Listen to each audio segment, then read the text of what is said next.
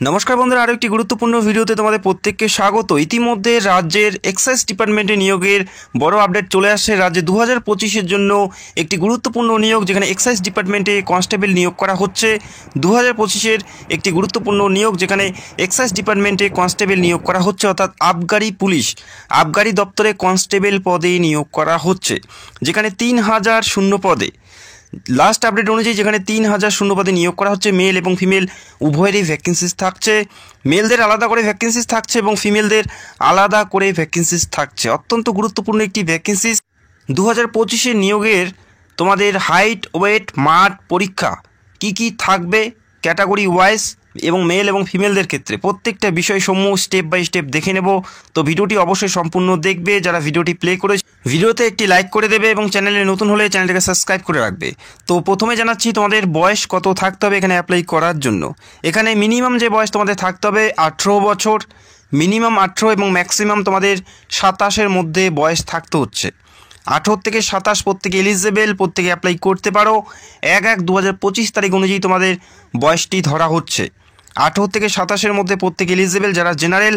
পাশাপাশি ছাড় থাকছে এসসি এসটিদের 5 বছর এবং ওবিসিদের 3 বছরের ছাড় থাকছে। এসসি এসটি হলে তোমরা 27+5 অর্থাৎ 33 পর্যন্ত তোমরা এখানে অ্যাপ্লাই করার জন্য সুযোগ পাচ্ছ। 18 থেকে 33-এর মধ্যে বয়স থাকলে যারা এসসি এসটি তারা অ্যাপ্লাই করার জন্য সুযোগ পাবে এবং ওবিসি হলে 18 থেকে 30-এর মধ্যে বয়স থাকলে প্রত্যেকেই তোমরা এখানে অ্যাপ্লাই করার জন্য সুযোগ পাচ্ছ। অত্যন্ত গুরুত্বপূর্ণ একটি ভ্যাকেন্সিস। একটু পরে আমি জানাবো তোমাদের মাঠ কি থাকবে এবং হাইট ওয়েট কত থাকতে হবে। এখানে অ্যাপ্লাই করার জন্য শিক্ষাগত যোগ্যতা কি থাকতে হবে। এখানে অ্যাপ্লাই করার জন্য শুধুমাত্র ক্লাস 10 অর্থাৎ মাধ্যমিক পাস থাকতে হচ্ছে। কোনো পার্সেন্টেজের ব্যাপার নেই, শুধুমাত্র পাস করলেই তোমরা এখানে অ্যাপ্লাই করতে পারো। এক্সাইজ ডিপার্টমেন্টে কনস্টেবল পদে তোমরা শুধুমাত্র মাধ্যমিক পাশে অ্যাপ্লাই করতে পারো। পাশাপাশি বাংলা পড়তে বলতে এবং লিখতে জানতে হবে। বাংলা পড়তে বলতে এবং লিখতে জানতে হবে। মাধ্যমিক পাশে তোমরা এই গুরুত্বপূর্ণ পদের জন্য অ্যাপ্লাই করতে পারো। অ্যাপ্লাই করার জন্য কত ফি দিতে হবে প্রত্যেকটা বিষয়সমূহ স্টেপ বাই স্টেপ দেখে নেব। তো ভিডিওটি অবশ্যই সম্পূর্ণ দেখার চেষ্টা করো। তো এই মুহূর্তে জানিয়ে দিচ্ছি তোমাদের হাইট কত থাকতে হবে। এসসি এসটি এবং গোর্খা বাদে অল আদার্স যে সমস্ত কাস্ট আছে সেখান থেকে অ্যাপ্লাই করার জন্য তোমাদের যে মিনিমাম হাইট মেলদের ক্ষেত্রে থাকতে হচ্ছে 167 সেন্টিমিটার। 167 সেন্টিমিটার মিনিমাম হাইট থাকতে হবে এবং চেস্ট থাকতে হবে 78 সেন্টিমিটার নর্মালি এবং ফুলিয়ে তোমাদের 5 সেমি বেশি করতে হবে, অর্থাৎ 83 সেন্টিমিটারের মতো তোমাদের চেস্ট করতে হবে ফুলিয়ে। এবং ওজন থাকতে হবে তোমাদের বয়স এবং উচ্চতার ভিত্তিতে তোমাদের ওজন থাকতে হবে। পাশাপাশি গোর্খা, রাজবংশী এবং সিটুল ট্রাইব যারা আছে তাদের হাইট থাকতে হচ্ছে 160 সেন্টিমিটার।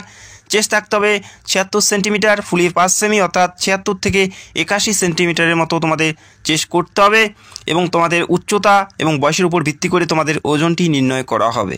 এবং ফিমেল প্রার্থীদের ক্ষেত্রে যারা জেনারেল তাদের 160 সেন্টিমিটার মিনিমাম হাইট থাকতে হচ্ছে এবং যারা গোর্খা, গাড়োয়ালিস, রাজবংশী এবং সিটুল ট্রাইব আছে তাদের ক্ষেত্রে 152 সেন্টিমিটার মিনিমাম হাইট থাকতে হচ্ছে। এবং প্রথমে জানিয়ে দিয়েছি যে তোমাদের ওজনটি তোমাদের বয়স এবং উচ্চতার উপর ভিত্তি করেই তোমাদের ওজনটি নির্ণয় করা হবে। তো আশা করি বুঝতে পারলে এই মিনিমাম ক্রাইটেরিয়া তোমাদের মধ্যে থাকতে হবে। তো দেখে নাও, এই মুহূর্তে একটি লিস্ট দেখতে পাচ্ছ, এখানে পরিষ্কার উল্লেখ করা আছে তোমাদের হাইট কত থাকলে কত ওজন তোমাদের থাকতে হবে। এখানে পরিষ্কার উল্লেখ করা আছে। তো আমরা এই মুহূর্তে দেখে নিচ্ছি। 160 সেন্টিমিটার মেল প্রার্থীদের ক্ষেত্রে কি থাকতে হবে এবং ফিমেলদের কি থাকতে হবে সেটা দেখে নিচ্ছি। 160 সেন্টিমিটার যদি উচ্চতা থাকে সেক্ষেত্রে মেলদের ওজন থাকতে হবে 52 থেকে 65 কেজির মধ্যে এবং ফিমেলদের থাকতে হবে 48 থেকে 61 কেজির মধ্যে তোমাদের ওজনটি থাকতে হবে। ফিমেলদের 152 সেন্টিমিটার উচ্চতা হলে তাদের ওজন থাকতে হবে 44 থেকে 57 কেজির মধ্যে। তো আশা করি বুঝতে পারলে এভাবে এখানে কত হাইট থাকলে কত ওজন থাকতে হবে প্রত্যেকটা বিষয় এখানে উল্লেখ করা আছে। সেক্ষেত্রে তোমাদের হাইট কত আছে সেটার ভিত্তি করে তোমাদের ওজনটি নির্ণয় করে নেবে এবং তোমাদের হাইট কত আছে সেটা অবশ্যই কমেন্ট করে জানাবে। এখানে পরিষ্কার উল্লেখ করা আছে 164 সেন্টিমিটার হাইট থাকলে মেলদের 54 থেকে 67 কেজির মধ্যে ওজন থাকতে এবং ফিমেলদের থাকতে হবে 50 থেকে 64 কেজির মধ্যে ওজন, অর্থাৎ 50-এর বেশি থাকতে হবে এবং 64-র কম থাকতে হবে। তো এই বিষয়গুলো অবশ্যই একবার দেখে নেবে। এখানে কিন্তু তোমাদের ওজনের ব্যাপারটি থাকছে। তো আশা করি বুঝতে পারলে। এরপরে তোমাদের জানিয়ে দিচ্ছি তোমাদের মাঠ কি থাকবে, অর্থাৎ রানিং কি থাকছে। ফিজিক্যাল এফিসিয়েন্সি টেস্ট অর্থাৎ পিইটি।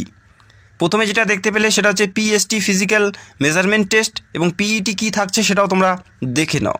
যেখানে মেল প্রার্থীদের থাকবে যেখানে 1600 মিটার রান তাদের কমপ্লিট করতে হবে 6 মিনিট 30 সেকেন্ডে।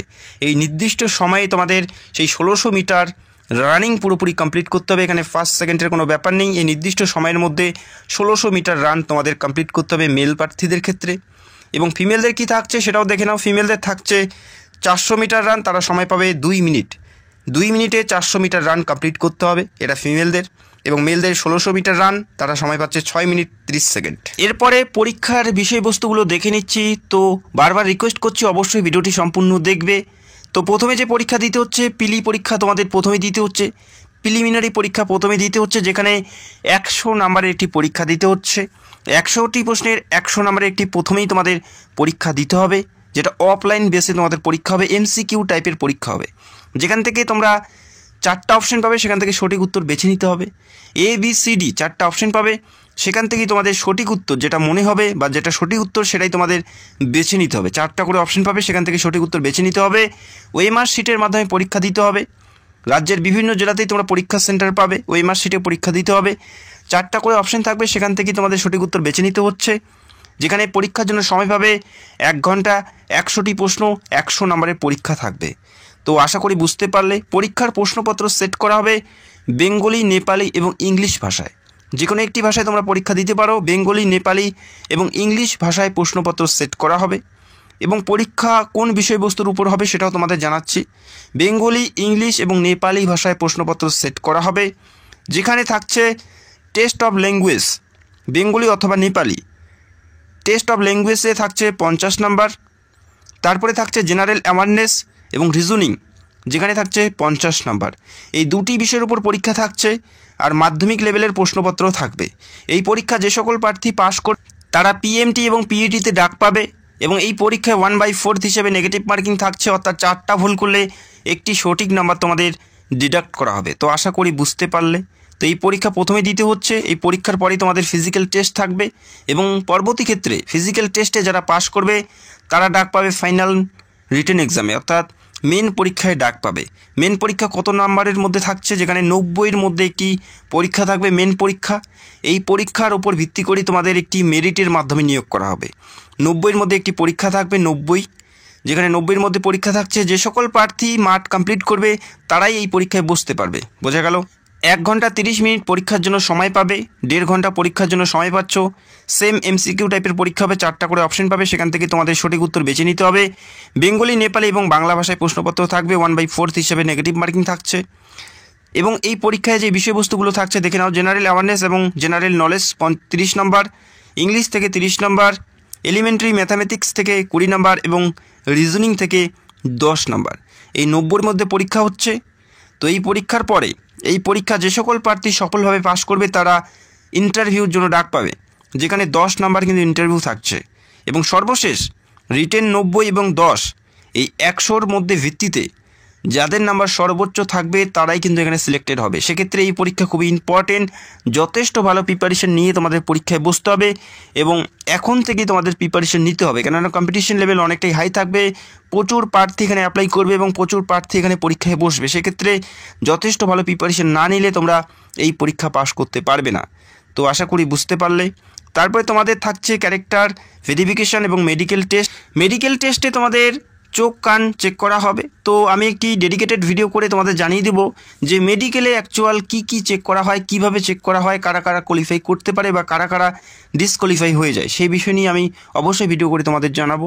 এবং অ্যাপ্লাই করার জন্য যে অ্যাপ্লিকেশন ফি দিতে হচ্ছে সবার জন্য 220 টাকা। যারা জেনারেল প্রার্থী 220 টাকা অ্যাপ্লিকেশন ফি দিতে হচ্ছে। পাশাপাশি যারা শিডিউল কাস্ট এবং শিডিউল ট্রাইব তাদের ক্ষেত্রে 20 টাকা শুধুমাত্র অ্যাপ্লিকেশন ফি এখানে নেওয়া হচ্ছে। যারা জেনারেল এবং ওবিসি প্রার্থী তারা 220 টাকা, তাদের জন্য 220 টাকা অ্যাপ্লিকেশন ফি দিতে হবে। ক্রেডিট কার্ড, ডেবিট কার্ড অথবা নেট ব্যাঙ্কিংয়ের মাধ্যমে এই অ্যাপ্লিকেশন ফি জমা করতে হবে। অত্যন্ত গুরুত্বপূর্ণ একটি নিয়োগ। আর কিছুদিনের মধ্যে এই নিয়োগের বিজ্ঞপ্তি তোমরা দেখতে পারবে। ওয়েস্ট বেঙ্গলে এক্সাইজ ডিপার্টমেন্টে কনস্টেবল নিয়োগ করা হচ্ছে দীর্ঘ কয়েক বছর পর। আশা করি প্রত্যেকের হাতে সুবর্ণ সুযোগ আছে। পরীক্ষার পুরো সিলেবাস নিয়ে খুব তাড়াতাড়ি ভিডিও করার চেষ্টা করব এবং যখনই অ্যাপ্লাইটি স্টার্ট হবে সবার আগে আমি তোমাদের অ্যাপ্লিকেশন প্রসেস দেখিয়ে দেবো, যাতে তোমরা নিজেরাই ভালো করে অ্যাপ্লাই করতে পারো। তো আশা করি বুঝতে পারলে। যদি তোমাদের কোনো প্রশ্ন থাকে সেক্ষেত্রে কমেন্ট করতে পারো। পশ্চিমবঙ্গ তথা সারা ভারতের সমস্ত চাকরির আপডেট পেতে অবশ্যই আমাদের চ্যানেলটাকে সাবস্ক্রাইব করে রাখতে পারো। তো ভিডিওটি দেখার জন্য অসংখ্য ধন্যবাদ। Thank you so much.